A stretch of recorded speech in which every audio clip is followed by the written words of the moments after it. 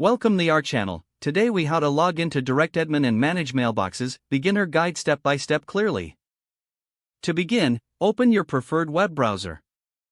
In the address bar, type in the DirectAdmin URL provided by your hosting provider. Press enter to access the DirectAdmin login page.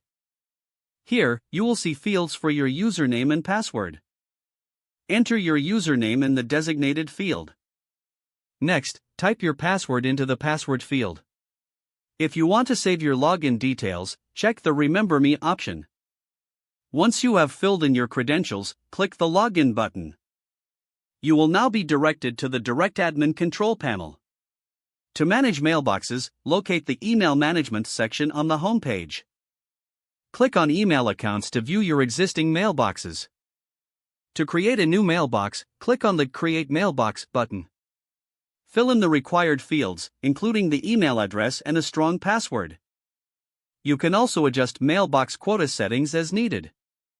After filling in the details, click the Create button to finalize the mailbox setup.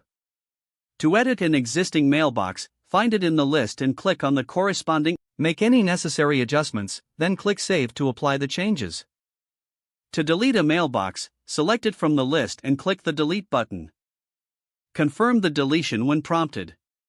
To view email statistics, click on Email Accounts and select the mailbox you want. Here, you can check storage usage and activity details. Once you're done, log out by clicking your username in the top right corner. Select Logout from the drop-down menu. This concludes your guide on how to log into DirectAdmin and manage mailboxes. If the page does not load, refresh the browser or try again in a private or incognito window. Make sure you are using the correct email address, then retype it carefully to avoid small typos. If your password is not accepted, use the reset option and create a new strong password you can remember. Check your spam folder for verification or security emails, then complete any requested confirmation steps.